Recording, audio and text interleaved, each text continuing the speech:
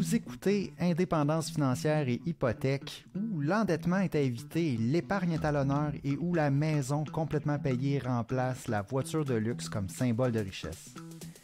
Je suis Frédéric Lacharité, courtier hypothécaire à Montréal et au Québec. Je veux vous aider à prendre le contrôle de vos finances, à transformer votre vie. Je vous transmets ma formule pour atteindre l'indépendance financière.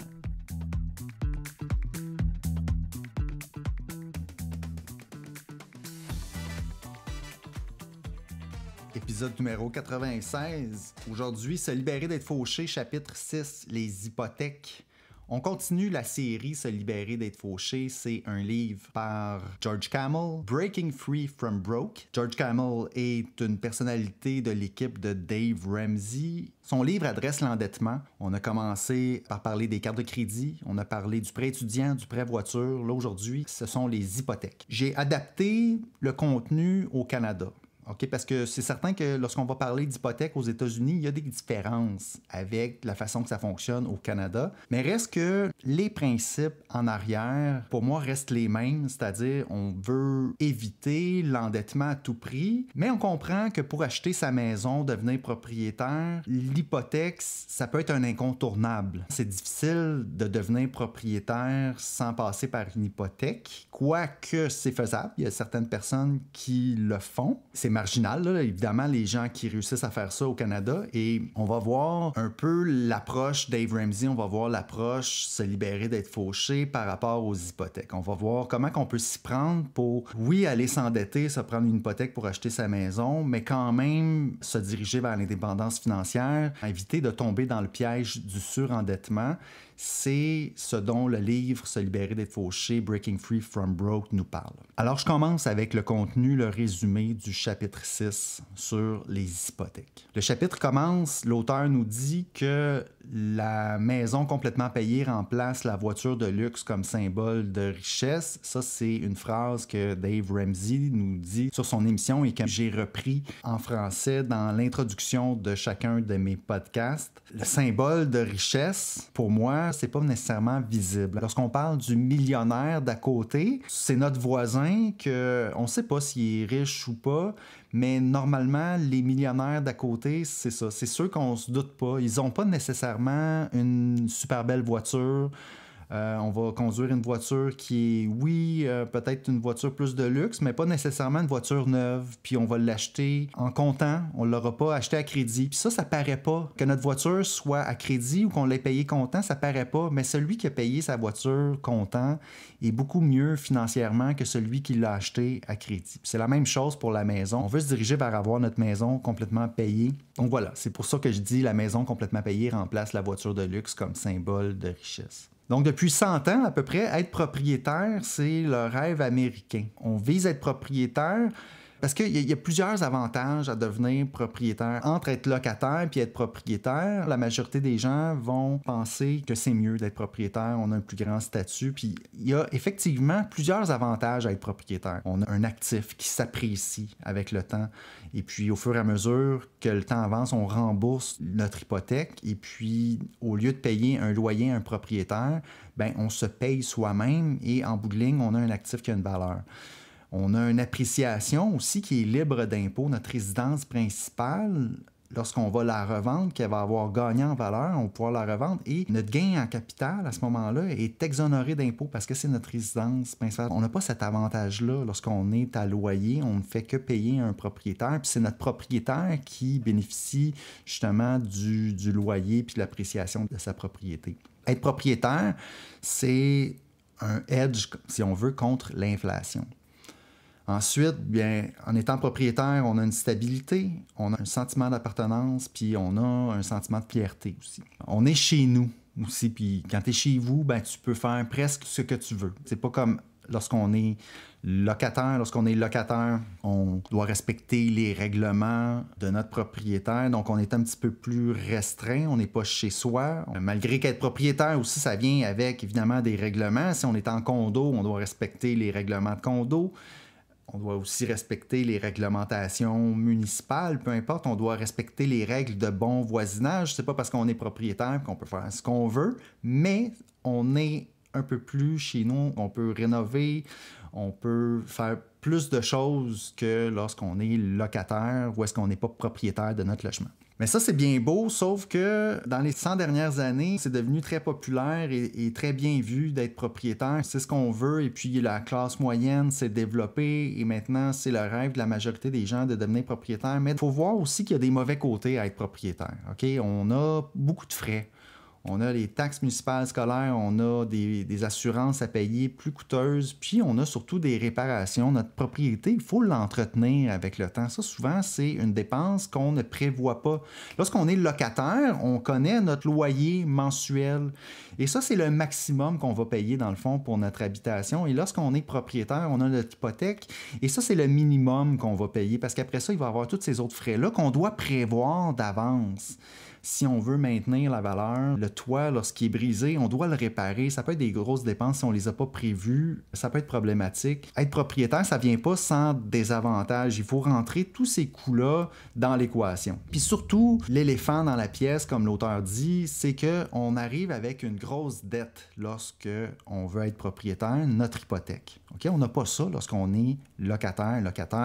On paye notre loyer et puis on n'est pas endetté, on ne paye pas d'intérêt, puis on peut quitter quand on veut, on n'est pas attaché avec cette grosse dette-là. Donc, on a peut-être une liberté de plus. Une dette hypothécaire, c'est un prêt qui est garanti par ta maison. Donc, ça veut dire quoi, garanti par ta maison? Ça veut dire que si tu ne rembourses pas ton prêt, le prêteur peut reprendre ta maison. Okay? Au Québec, il y a 2 façons de faire ça. Le créancier peut soit faire une prise en paiement, c'est-à-dire le prêteur peut devenir propriétaire de ta maison. Si tu es en défaut de paiement, si tu ne respectes pas les clauses dans ton contrat de prêt, le prêteur, ultimement, peut dire, bon, ben moi, je vais faire une reprise et je vais devenir propriétaire de ta maison. Maintenant, ce n'est plus toi qui es propriétaire, c'est moi. Donc, on appelle ça une prise en paiement. Okay? Il y a 2 façons lorsque un créancier veut récupérer son argent. Il peut reprendre la maison puis devenir propriétaire. Puis à ce moment-là, il peut faire ce qu'il veut. Il peut l'exploiter, il peut décider de la louer ou il peut décider de la vendre plus tard. Ou l'autre recours, qui est beaucoup plus fréquent, okay, en réalité, par les banques, ça va être une vente sous contrôle de justice. C'est que le créancier va dire, moi, je vais aller voir un juge, ou en tout cas, je vais aller voir les tribunaux administratifs et je vais demander qu'on vende ta maison sous contrôle de justice pour que je puisse récupérer le montant du prêt qui m'est dû. Okay? Donc ça, c'est les 2 méthodes. C'est des méthodes tellement pratiques et c'est des mécanismes qui vraiment protègent le créancier. Donc ça, c'est ce qui nous guette si on ne rembourse pas l'hypothèque. Donc une hypothèque, c'est sérieux dans le sens qu'on peut perdre à ce moment-là peut-être notre mise de fonds initiale qu'on avait avancée pour acheter la propriété si on ne paye pas et que finalement, il y a une prise en paiement ou une vente sous contrôle de justice ou est-ce que là, on ne contrôle pas le prix de la vente de la maison. Ça se peut qu'on perde notre mise de fonds initiale qu'on a mis sur l'achat de notre propriété. Okay? Il y en a eu beaucoup des reprises comme ça en 2008, surtout aux États-Unis, mais il y en a fréquemment au Canada aussi, à plus petite échelle en ce moment, parce que la dette hypothécaire est très élevée au Canada, très élevée. Malgré tout ça, okay, malgré ces mauvais côtés-là, le goût pour devenir propriétaire ne faiblit pas. Le Canada affiche le plus haut taux d'endettement des ménages parmi les pays du G7. Okay? On va parler du ratio dette versus notre revenu. Quel montant de dette qu'on a versus nos revenus annuels? Eh bien, parmi les pays du G7, c'est 180% du revenu disponible. Supposons qu'on fait 100 000 $ de revenus nets pour notre ménage. On aurait une dette de 180 000 en moyenne pour les ménages canadiens. Ce qui ne semble pas si élevé, mais là, ça, faut penser que c'est une moyenne. Donc, il y a des gens qui vont avoir un ratio beaucoup plus élevé, puis il y a beaucoup de gens, les ménages à faible revenu, eux, n'auront peut-être pas accès à autant de financement. Donc, il faut penser qu'il y a tous les ménages, dans le fond, qui n'ont pas accès à la propriété, qui entrent dans ces calculs-là, qui fait diminuer la moyenne. En réalité, ceux qui sont propriétaires, parmi les propriétaires, les ratios vont être beaucoup plus élevés au Canada que 180%. Et au Québec, on est autour de 160%. Donc, pour un revenu net, revenu disponible de 100 000, on va avoir 160 000 en dette totale. Puis il y a une grosse partie de cette dette-là, évidemment, qui est l'hypothèque. Aux États-Unis, c'est beaucoup plus faible. On est à 100%. Donc, pour un revenu net annuel pour le ménage de 100 000 $, on va avoir aussi 100 000 $ de dette en tout, incluant l'hypothèque. En France, on parle de 125 % pour le ratio dette-revenu. Quelqu'un qui va au maximum de sa capacité d'emprunt peut se retrouver avec un ratio dette-revenu de plus de 600 % dans les cas extrêmes. Donc ça, je voulais sortir un peu cette statistique-là pour vous montrer qu'on est protégé au Canada. On a des règlements qui empêchent d'aller très très haut dans les ratios d'endettement. Par contre, si on va au maximum, puis qu'on va chercher aussi tout ce qu'on peut là, en termes de prêt voiture puis carte de crédit, on pourrait aller jusqu'à 600 % d'endettement, c'est-à-dire pour un revenu de 100 000, revenu net de 100 000 pour le ménage, on pourrait avoir jusqu'à 600 000 de dette dans des cas extrêmes. En moyenne, les Canadiens terminent de rembourser l'hypothèque à 57 ans.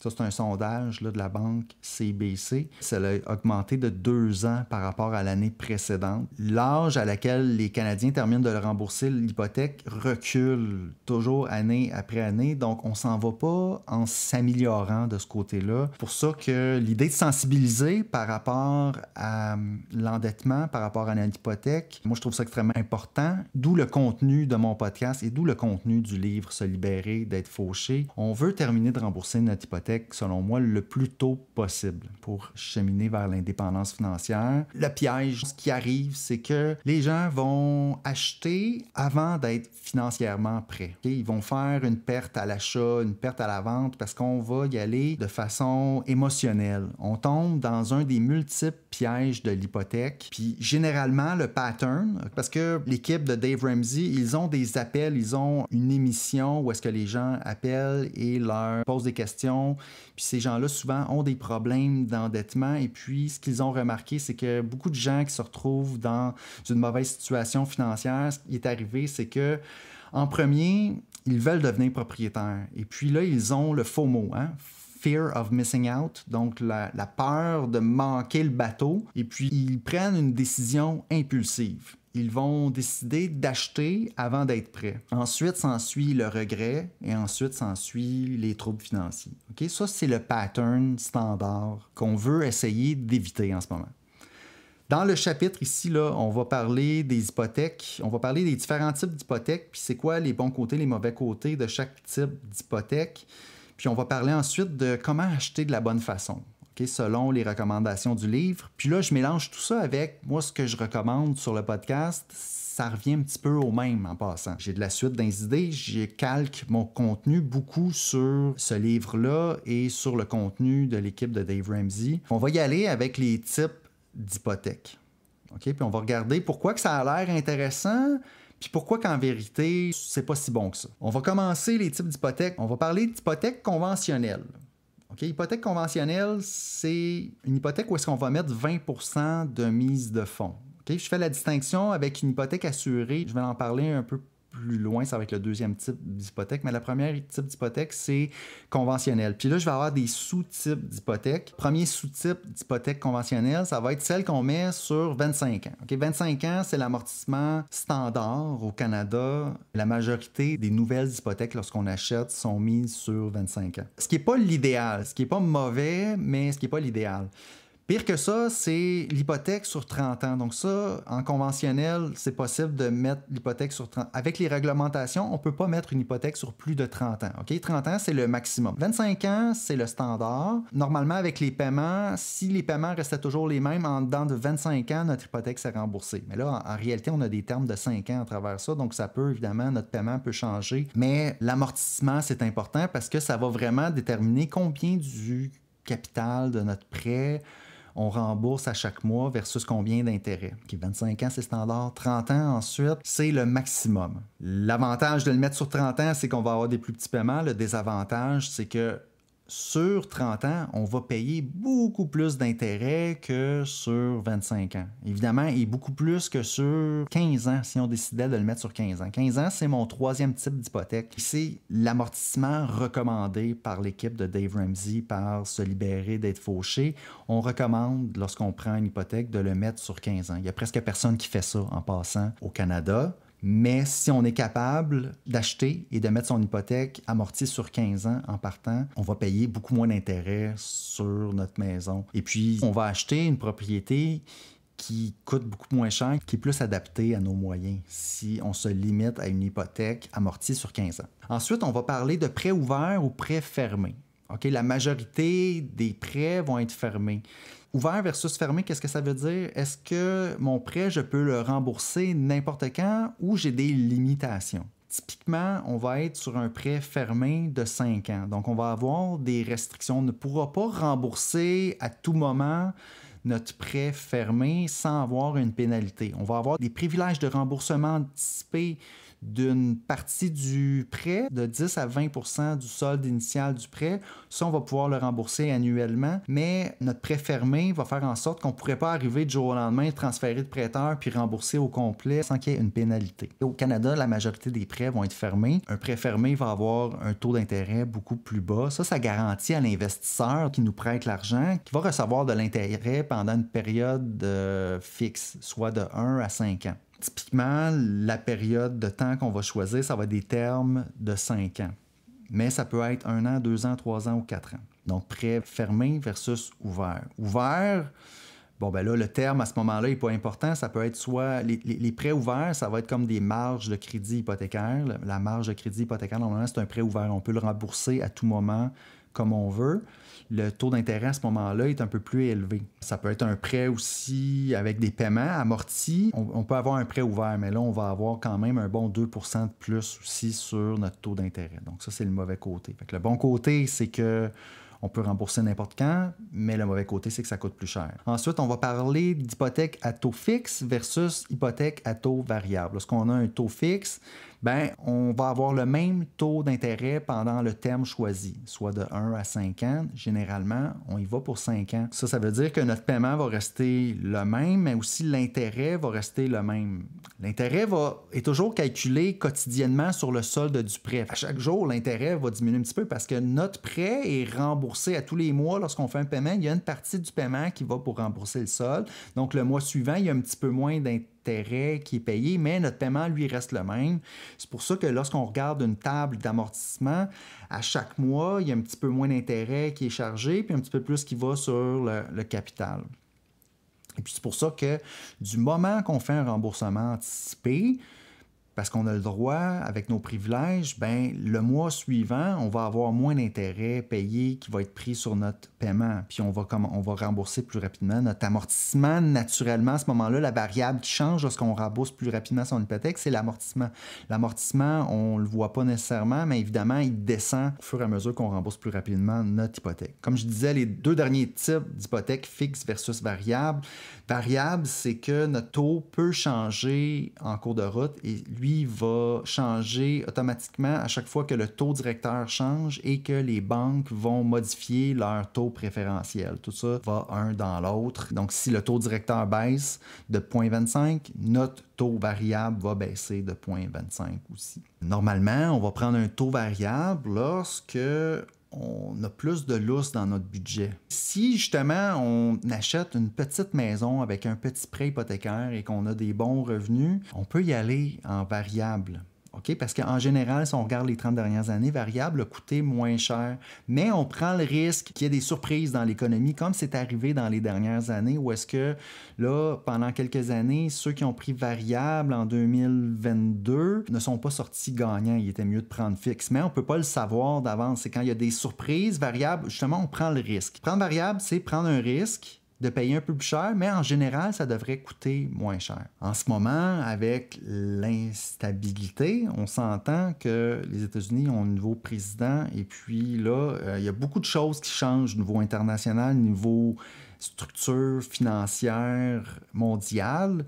Il y a de l'instabilité, il y a de l'incertitude. On peut y aller variable en ce moment, mais on s'entend que c'est pas comme dans les 30 dernières années non plus, où est-ce qu'il n'y avait pas grand-chose qui se passait. En fait, ben oui, il y a eu des choses qui se sont passées, évidemment, en 2008, en 2001. Il y a eu des crises financières, mais en gros, il y a eu des belles périodes de stabilité qui ont fait en sorte que dans les 30 dernières années, variable, ça s'est bien passé. Maintenant, est-ce qu'on veut continuer en variable avec tout ce qui se passe? Bien, si on est capable de supporter le risque, ça peut être payant. mais en réalité, si ça nous stresse toutes ces choses-là, puis qu'on ne veut pas mettre de risque sur notre hypothèque, on est mieux d'y aller en taux fixe. Donc, ici, l'auteur du livre recommande toujours le taux fixe. Mais il faut dire qu'aux États-Unis, c'est un peu différent. Ils n'ont pas des termes comme nous au Canada de 5 ans. Eux, ils ont un taux qui est gelé. Les taux sont plus élevés, par exemple. Ils peuvent geler leur taux pour 15 ans, pour 30 ans. Au Canada, on pourrait geler notre taux aussi pour 10 ans, mais il n'y a presque personne qui fait ça en réalité parce que c'est tout le temps des taux plus élevés. Entre le taux 30 ans, le taux 15 ans, le taux 30 ans va être plus élevé. Mais bon, c'est pas super important là, parce qu'on est au Canada. Ici, c'est pas notre réalité. Ici, normalement, on va prendre des termes fixes de 5 ans si on veut la paix d'esprit, puis si on veut le plus petit taux possible. On a des taux plus bas au Canada parce que nos termes sont plus courts. Puis si on veut, nous, prendre le risque, puis probablement payer moins cher, ben on peut prendre variable. Okay? Moi, c'est ce que je dis à mes clients lorsque vient le temps de décider entre les deux. OK, deuxième type d'hypothèque, là, j'ai parlé des hypothèques conventionnelles. Ça, c'est lorsqu'on met 20% de mise de fonds et qu'on va financer 80% de notre achat. Mais on peut décider au Canada de mettre une mise de fonds de moins de 20%. L'avantage, c'est qu'on peut accéder à la propriété plus tôt parce que ça peut être long d'accumuler 20% de mise de fonds. Et puis, si on n'a pas le 20%, on peut quand même être propriétaire. À ce moment-là, on va payer la prime d'assurance prêt. Il y a 3 assureurs hypothécaires au Canada, donc SCHL, Canada Guarantee et Sagen. Lorsqu'on va aller voir le prêteur et qu'on va mettre une mise de fonds, soit de 5, 10 ou 15%, on va devoir faire assurer notre prêt et c'est nous qui allons payer la prime d'assurance. Okay? La prime d'assurance, elle va être dans un cas où est-ce qu'on met 5% de mise de fonds, la prime d'assurance va être 4% du montant financé et cette prime-là va être ajoutée au solde du prêt. Donc, faire un calcul simple, si on emprunte 100 000 et qu'on met 5% de mise de fonds, on va payer 4 000 de prime d'assurance. On va avoir un prêt de 104 000 et on va payer l'intérêt sur 104 000 Okay? Puis on va amortir ça soit sur 25 ou sur 30 ans. Ou sur 15 ans, si on peut se permettre le 15 ans. Mais je le vois rarement, celui-là. Là. Les premiers acheteurs, on va être à 25 ou à 30 ans. Donc, l'hypothèque assurée, c'est une bonne chose. Ça peut nous permettre d'accéder à être propriétaire plus tôt au lieu d'attendre. Mais d'un autre côté, on risque de payer plus longtemps. On a cette prime-là qu'on doit payer et puis ça va être plus long pour rembourser notre hypothèque. Donc, on est en moins bonne posture avec un prêt assuré versus l'hypothèque conventionnelle. Évidemment que la recommandation ici, c'est on essaie d'avoir le 20%, d'économiser notre mise de fonds 20% et d'acheter par la suite. Mais si ce n'est pas possible, on a l'option de l'hypothèque assurée qui est acceptable. Hypothèque prêteur alternatif. On a commencé par le meilleur, puis là, on va aller vers ce qui est moins bon. Supposons qu'on a eu des problèmes avec notre bureau de crédit, qu'on a manqué des paiements, puis que notre cote de crédit est possiblement dans les 600, dans les 500. Possible que notre hypothèque conventionnelle, notre hypothèque assurée, ce ne soit pas possible parce que les banques ont des critères par rapport au dossier de crédit. Si on a eu des problèmes de crédit dans le passé, des faillites, des trucs comme ça, ça se peut que ce ne soit pas possible d'emprunter. Il y a des prêteurs qui vont coûter plus cher, qui vont nous donner une chance. OK? Mais là, déjà que ça coûtait cher, là, les hypothèques assurées, l'hypothèque conventionnelle, on s'en va pas s'améliorant. L'hypothèque avec un prêteur alternatif, aux États-Unis, ils vont appeler ça subprime. Ça a été très populaire dans les années 2000, jusqu'à temps qu'il y ait un gros crash de l'immobilier aux États-Unis en 2008. C'était en partie dû au subprime. On prêtait à des gens peut-être qui n'avaient pas de revenus ou qui n'avaient pas un bon dossier de crédit. Donc, on a des prêteurs alternatifs ici. On appelle ça des prêteurs B qui vont prêter aux gens qui ont peut-être une moins bonne cote de crédit. Mais ça va coûter plus cher. Il va y avoir des frais de dossier. Donc, en plus du taux d'intérêt qu'on va payer sur le solde du prêt, on va avoir 1%, 2% de frais de dossier en partant qui va être ajouté. C'est un peu comme la prime d'assurance pour les hypothèques assurées, mais là, c'est le prêteur qui encaisse le frais de dossier. L'autre chose aussi, les prêteurs alternatifs, ils vont, pour les travailleurs autonomes qui ne vont pas nécessairement déclarer leurs revenus, ils ont des façons de prêter aux travailleurs autonomes qui se déclarent des revenus bas. Parce que normalement, les hypothèques conventionnelles professionnels assurés, on va regarder les rapports d'impôts, on va regarder les avis de cotisation. Donc, pour les travailleurs autonomes qui utilisent beaucoup de dépenses dans leur entreprise et qui ne se déclarent pas un gros revenu, on peut aller du côté des prêteurs alternatifs. Ils ont d'autres méthodes de calcul où est-ce qu'on peut se fier sur l'argent qui rentre dans le compte de banque, par exemple, pour donner des prêts. Puis encore là, ça coûte plus cher, mais comme les travailleurs autonomes ont peut-être épargné de l'impôt, ça peut valoir la peine pour avoir une hypothèque. Ça peut être une solution acceptable. Donc ça, c'était pour les hypothèques prêteurs alternatifs. Le bon côté, c'est qu'ils vont nous permettre d'emprunter si on est dans ces situations-là, donc problème de crédit ou travailleur autonome qui ne déclare pas beaucoup de revenus. Mais le mauvais côté, c'est que ça coûte plus cher, il y a des frais de dossier. Ensuite, on a les hypothèques privées. OK? Donc, les prêteurs alternatifs, on est encore dans les institutions financières ici, là. C'est réglementé. Ils sont soumis à la réglementation canadienne. Les hypothèques privées, on va aller du côté d'un prêteur privé où est-ce que là, on peut faire pas mal n'importe quoi. On pourrait, par exemple, avoir une hypothèque où est-ce que l'emprunteur ne rembourse que les intérêts. Et puis là, au lieu d'être à 2-3% au-dessus, les prêteurs alternatifs, là, ça peut être 1 à 2% au-dessus, OK? D'un prêteur A. Ensuite, prêteur privé, on va dire peut-être aussi prêteur C, là, on va être à du 10%, OK? 10, 12, 15, 18% d'intérêt. On va avoir des termes de 1 an maximum, puis ça va être temporaire. On va aller voir un prêteur privé en attendant de se qualifier. Ou si on a un entrepreneur, par exemple, en construction qui fait un flip, où est-ce que là, les prêteurs vont être frileux à prêter parce que la propriété peut-être n'est pas en bon état. On va aller voir un prêteur privé qui, lui, va bien connaître l'emprunteur et va faire confiance et va dire c'est correct, moi je pense que ton projet il a de l'allure. Donc ça va prendre un individu ou un prêteur privé qui comprend bien le modèle d'affaires de l'emprunteur, c'est-à-dire qu'il va acheter la maison, la rénover, puis la remettre sur le marché en l'espace d'1 an. On peut arriver avec des hypothèques privées. Là, ben, il y a des frais de dossier, ça coûte plus cher, mais c'est plus flexible. Donc ça, c'est lorsque les prêteurs alternatifs et les prêteurs A ne vont pas prêter. Parfois aussi, les prêteurs privés, les hypothèques privées, ça peut se faire plus rapidement, ça peut être plus pratique, un coup de téléphone, puis on a une bonne entente avec notre prêteur privé, puis ça peut devenir un petit peu ça, là, des entrepreneurs en construction ou des gens qui font des flips, qui font beaucoup d'immobilier, qui vont aller utiliser le prêt privé. C'est des prêts court terme. On va peut-être même parfois avoir des prêts sur quelques mois, parfois 3 mois, parfois 6 mois. Puis, étant donné que notre modèle d'affaires, on fait des bons profits parce qu'on a vu une belle opportunité en immobilier, ben on va être capable de payer ces gros frais d'intérêt puis de frais de dossier que le prêteur privé nous charge. Okay, donc ça, c'était un autre type d'hypothèque. Un mauvais côté, ben, c'est si notre projet ne fonctionne pas, on peut se refaire prendre la propriété par notre prêteur privé. Lui, il peut aller utiliser les 2 recours que je vous ai dit au début, soit la prise en paiement. Le prêteur privé peut devenir propriétaire de votre propriété si vous ne le payez pas, ou il peut demander une vente sous contrôle de justice. C'est toujours le danger, puis là, on perd notre mise de fonds, on perd notre investissement. Donc, je continue avec les types d'hypothèques. Là, on va être pas nécessairement dans les hypothèques plus risquées, mais d'autres particularités. L'hypothèque parapluie, OK, hypothèque collatérale versus hypothèque, encore là, conventionnelle, c'est en lien avec le type de garantie. Les prêteurs, maintenant, surtout les banques, vont avoir des hypothèques parapluie. C'est une hypothèque qui permet plusieurs types de prêts puis qui permet du crédit rotatif, dont des marges de crédit hypothécaire et qui permet plusieurs tranches. OK? Une hypothèque parapluie, les banques vont faire ça maintenant. On va voir notre banque pour une hypothèque. Si on a des projets par la suite, on peut continuer d'utiliser le crédit hypothécaire de différentes façons. Ça devient très flexible.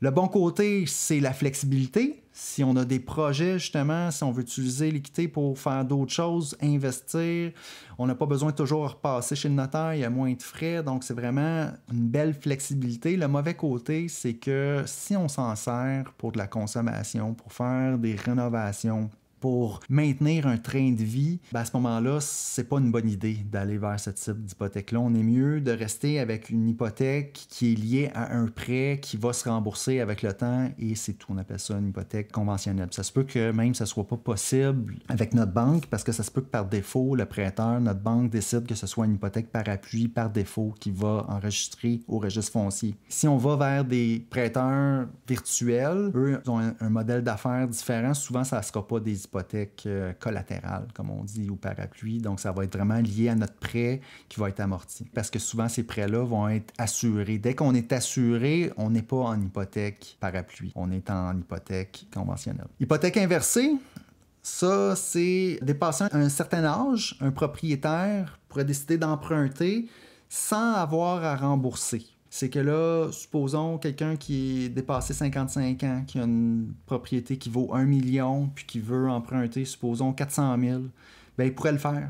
Il pourrait le faire, puis il n'y aurait pas de paiement à faire. Il y a des conditions à respecter. Le taux d'intérêt aussi est très élevé parce que l'intérêt va simplement être chargé à tous les mois et la dette va augmenter jusqu'à notre décès ou jusqu'à ce qu'on vende la propriété. Puis on va aller à ce moment-là prêter seulement une petite partie de la valeur de la propriété. C'est comme ça que ça marche. Supposons qu'on a une propriété qui vaut 1 million. On va emprunter 400 000. Et puis là, avec les années, ben, notre 400 000 va augmenter de dette parce qu'il y a de l'intérêt qui s'ajoute mois après mois. Et puis, bon, passé 10, 20 ans, ça se peut qu'on soit rendu avec une dette de, je sais pas moi, 600, 700 000. Maintenant, notre propriété, à ce moment-là, va valoir 1,5. Le prêteur est encore correct parce que la dette va toujours rester plus petite que la valeur de la propriété. Les conditions, à ce moment-là, c'est que le propriétaire doit s'engager à payer les taxes municipales, à entretenir aussi la propriété. Mais ça peut être pratique parce qu'à ce moment-là, hypothèque inversée, il n'y a pas de paiement. Okay? Il y a d'autres solutions en passant. On peut y aller avec une marge de crédit. Mais ce que les hypothèques inversées, donc, il y a le côté pratique, mais le taux d'intérêt, encore là, c'est un peu comme les prêteurs alternatifs. On a des taux d'intérêt quand même assez élevés liés à ça. Mais ça peut être parfois une solution intéressante pour quelqu'un qui veut conserver sa propriété, veut continuer d'habiter dans sa propriété, mais est à la retraite. Puis il veut quand même profiter de l'argent, de l'équité de sa maison qu'il a accumulé, parce que peut-être qu'il n'y a pas d'autres placements ou d'autres argents qu'il peut utiliser. Donc ça, c'est pour l'hypothèque inversée. Ensuite, les transferts hypothécaires. Donc ça, c'est des hypothèques où est-ce qu'on est chez un prêteur et on décide de se déplacer vers un autre prêteur. Le bon côté, c'est que peut-être que notre prêteur ne nous offre pas un bon taux d'intérêt parce qu'on est déjà client chez eux. Et au renouvellement de notre terme, les prêteurs savent qu'au renouvellement, beaucoup de gens sont occupés, ne veulent pas passer beaucoup de temps à gérer leur hypothèque, donc ils vont simplement signer l'offre de renouvellement que le prêteur envoie. Et puis, si vous faites ça et que vous appelez pas, et que vous demandez pas c'est quoi le meilleur taux, bien, ça se peut que vous soyez pris avec un taux d'intérêt plus élevé. Et si votre prêteur n'est plus dans la game pour les taux d'intérêt, vous pourriez décider de regarder ce qui se fait ailleurs et décider de transférer votre prêt ailleurs pour avoir un meilleur taux. Donc ça, c'est une chose qu'on peut faire aussi avec les courtiers hypothécaires. Refinancement hypothécaire, c'est quoi ce type de prêt-là? Donc un refinancement, c'est lorsqu'on a déjà notre prêt, on est propriétaire de notre maison, mais qu'on a un autre projet où on a des dettes qu'on veut consolider. On a peut-être des dettes sur des cartes de crédit à 10, 15, 20 % ou un prêt voiture à 7, 8, 10 %. Et puis, on veut prendre cette dette-là, puis la remettre dans notre hypothèque. Okay? L'avantage, c'est que ça permet peut-être de l'amortir sur plus longtemps, de diminuer nos paiements. On va aussi diminuer le taux d'intérêt. Le problème, par contre, avec les refinancements, c'est qu'on reste pris dans un cycle d'endettement. On ne règle pas le problème à la source qui fait qu'on emprunte pour notre consommation. Lorsqu'on fait des rénovations, c'est aussi considéré comme de la consommation pour moi. Une fois qu'on achète notre propriété en réalité, puis on a notre hypothèque, tout ce qu'on achète, pour moi, on devrait le payer cash et ne pas aller vers l'endettement pour le faire.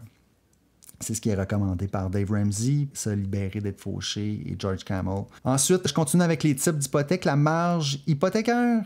Okay, c'est comme une carte de crédit qui est attachée à ton hypothèque. Okay, le bon côté, c'est la flexibilité. Puis peut-être qu'on a un taux d'intérêt moins élevé qu'une marge de crédit personnel ou même une carte de crédit. Ça permet du crédit moins cher, mais en même temps, si on n'est pas discipliné, le mauvais côté, c'est que on peut s'en servir comme une carte de crédit attachée à notre hypothèque, puis on va rester endetté à ce moment-là toute notre vie si on ne fait pas attention. Donc ça, c'est le mauvais côté. Si on s'en sert pour investir, ça peut être bon. Mais encore là, il ne faut pas investir dans n'importe quoi rendu là. Moi, j'ai des critères très stricts là, quand vient le temps d'investir sur une marge de crédit. Je veux que ça revienne rapidement, puis je veux m'assurer que ce soit cash flow positif. Je ne veux pas avoir à, moi, sortir de mes poches pour payer l'intérêt de ce prêt-là. Ensuite, autre type d'hypothèque, hypothèque de deuxième rang. Donc, lorsqu'on achète notre maison, le prêteur va prendre une hypothèque de premier rang. On pourrait, au lieu de refinancer, continuer avec notre hypothèque comme ça, continuer de rembourser ça et aller chercher un deuxième rang. Ça, la majorité des prêteurs ne permettent pas en passant là, d'avoir un deuxième rang, c'est-à-dire une hypothèque supplémentaire. Le deuxième prêteur, le deuxième rang, c'est l'ordre de priorité. Okay? En cas de défaut, là, celui qui est en premier rang va pouvoir récupérer son argent en premier. Et s'il reste des fonds suite à la vente sous contrôle de justice, celui qui est en deuxième rang va récupérer la suite. Ça met un ordre sur les créanciers. L'hypothèque de deuxième rang, on pourrait aller sortir un montant et investir, rénover, consolider des dettes. En deuxième rang, en passant, souvent, le taux d'intérêt va être plus élevé. Puis peut-être qu'on n'aura pas le choix d'aller vers un prêteur privé. On ne veut pas aller là. On ne veut pas aller là. C'est pas une bonne idée. Donc ça fait le tour des types d'hypothèques.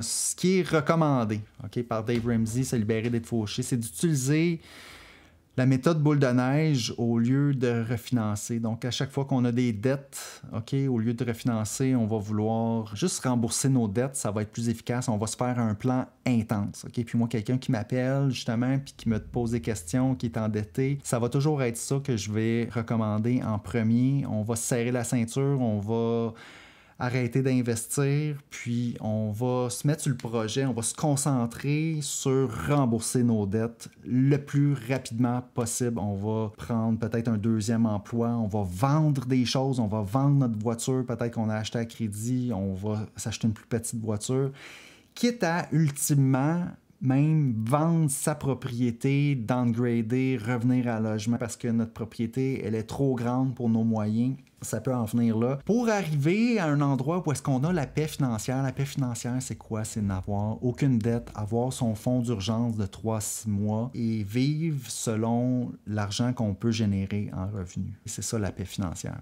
Donc ça, c'est si vous avez déjà une hypothèque, là, on va éviter les refinancements puis on va rembourser au lieu de ça les dettes par la méthode boule de neige. Et puis, si vous n'avez pas d'hypothèque en ce moment, votre projet, c'est peut-être d'acheter une maison. Là, ici, dans le livre, on va recommander une façon de procéder. Ici, dans le livre, on parle encore de l'option d'acheter sans hypothèque. Ça, c'est déjà vu. Il y a des gens qui accumulent, et lorsqu'ils ont l'argent, achètent la propriété. Et ils vont sans hypothèque. Je connais pas personne, moi, personnellement, qui a fait ça. Mais dans le livre, on en parle ici. Bon. Évidemment, le chemin le plus courant va être avec l'hypothèque, amortissement de 15 ans, puis le paiement n'est pas plus que 25% de votre revenu net après impôt. Acheter la maison la plus petite possible selon nos moyens. Et puis là, ici, on détaille le processus d'achat. Étape numéro 1, décider qu'on est prêt à acheter. Donc, c'est-à-dire qu'on n'a aucune dette et qu'on a un fonds d'urgence en place de 3-6 mois. Donc ça, c'est les critères de base pour dire qu'on est prêt à acheter. Ensuite, on détermine le prix qu'on peut se permettre, basé sur un amortissement de 15 ans, 25% du revenu net pour le paiement. Donc, on fait les calculs, puis on détermine le prix d'achat de la maison qu'on peut se permettre. Étape numéro 3, c'est d'épargner la mise de fonds et plus. Au moins 20%, mais c'est correct si on décide de mettre 5, 10 ou 15% avec la prime d'assurance et que le reste des calculs fonctionne. OK, puis là, ce que je vous dis là, en ce moment, c'est ce qui est recommandé dans le livre. Évidemment, je suis très, très conscient que tout ça est très difficile. Au Canada, le prix des maisons est plus élevé. On a des ratios beaucoup plus élevés d'endettement au Canada qu'aux États-Unis par rapport à ces chiffres-là. OK, mais ici, je rapporte là, vraiment les chiffres dans le livre lorsque je parle du 15 ans d'amortissement puis du 25% du revenu net. Tu sais, tout ça aussi, l'idée de Dave Ramsey, c'est de vraiment forcer là, à aller au plus bas possible pour votre hypothèque puis de rembourser ça le plus rapidement possible. Étape numéro 3, c'est d'épargner la mise de fonds et plus au moins 20%, comme je viens de le dire. Il ne faut pas oublier non plus d'épargner une partie de se réserver de l'argent pour les frais de démarrage. On parle au Canada d'environ 1,5% du prix d'achat. Ça, c'est pour couvrir les frais de notaire, la taxe de mutation, les frais de déménagement, etc. Vous pouvez calculer à peu près 1,5% du prix d'achat. Étape numéro 4, préautorisation avec les banques ou courtiers hypothécaires. Donc, une fois que vous avez votre mise de fonds, votre prix, que vous avez remboursé vos dettes, tout ça, maintenant, c'est le temps d'aller voir votre banque ou d'aller voir votre courtier hypothécaire, vous demander une préautorisation. Lui, il va demander vos documents, puis il va vous donner une lettre qui va vous permettre d'aller à l'étape numéro 5, trouver un courtier immobilier pour conseiller votre achat. OK? Une fois que vous avez votre préautorisation, étape numéro 5, vous allez trouver un courtier immobilier pour conseiller votre achat. Vous allez déterminer c'est quoi vos critères obligatoires, puis vous allez vous préparer aussi à faire des compromis. Parce qu'on le sait, c'est difficile, le prix des maisons. On va y aller vraiment avec l'essentiel, ce qu'on veut pour notre maison. Puis notre courtier immobilier va être là pour nous aider à trouver la bonne maison pour nous.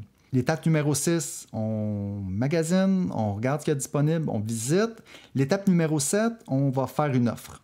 On va faire une promesse d'achat. On va faire ça avec l'aide de notre courtier immobilier. Lorsque notre offre est acceptée, on va, à l'étape numéro 8, faire une inspection de la maison.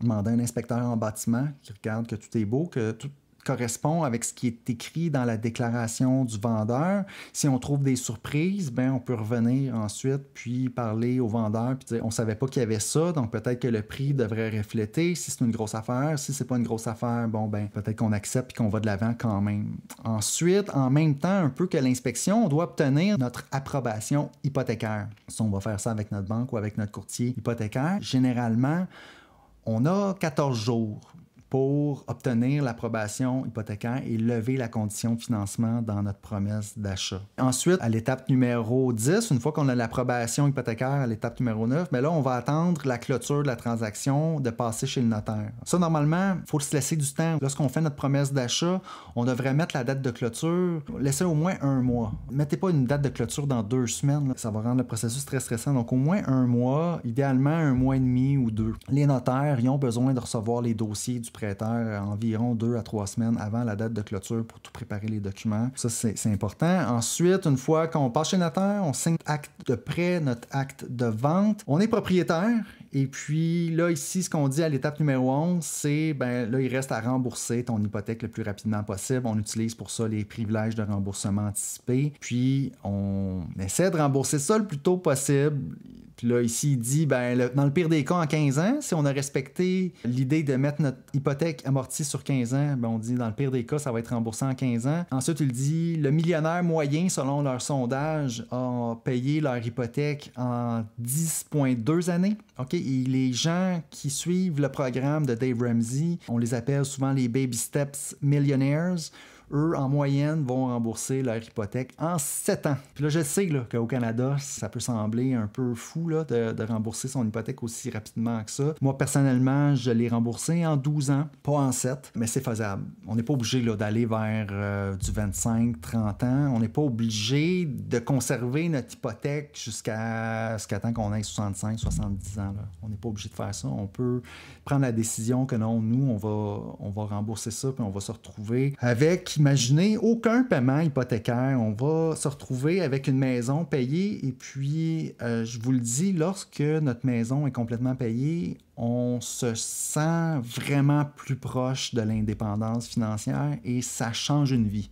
Tu sais, j'avais hâte là, que mon hypothèque soit remboursée totalement, mais du moment que ça a été fait, il y a comme un déclic qui s'est fait dans ma tête qui m'a dit « OK, là maintenant, j'ai beaucoup plus de liberté. Je ne suis plus attaché à un paiement hypothécaire. » Donc, c'est pas longtemps après ça que j'ai décidé de faire mon changement de carrière, de quitter mon 9 à 5. Il y a juste des bonnes choses qui sont arrivées par la suite liées à ça parce que je n'étais plus attaché à mon hypothèque. Et maintenant, là, je suis en ce moment dans le processus de faire un upgrade de ma maison. Et puis, le montant supplémentaire entre la valeur de ma maison actuellement et la nouvelle maison que je veux acheter, eh bien, je l'ai économisé. Puis on va continuer comme ça sans hypothèque parce que c'est la meilleure chose pour notre indépendance financière. Je vous le recommande. Imaginez-vous sans aucun paiement hypothécaire. À quel point vous aurez moins de stress et que vous serez plus riche. Chaque dollar qui arrive de vos revenus à ce moment-là est à vous et vous pouvez décider soit de le dépenser, vous pouvez décider de l'investir encore pour continuer de bâtir votre capital qui va soutenir votre train de vie.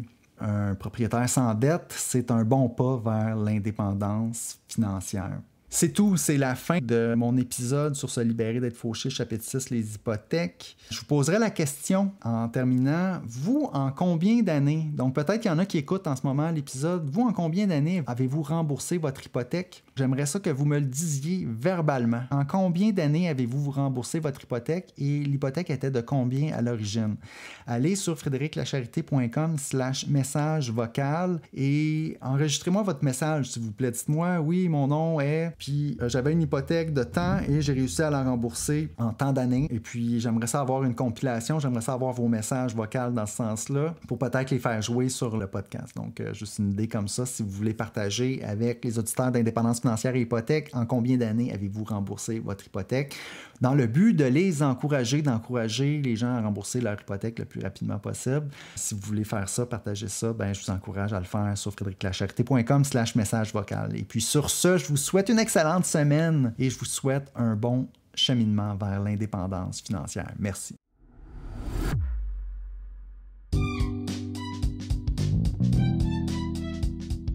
Alors, si vous avez apprécié l'émission, je vous invite à vous abonner.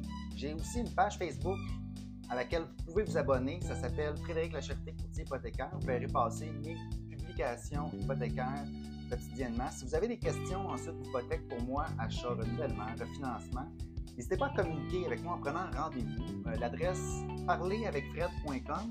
C'est un site, ça va vous mener directement sur mon calendrier. Vous pouvez choisir la date, l'heure, choisir le moment qui vous convient pour prendre rendez-vous.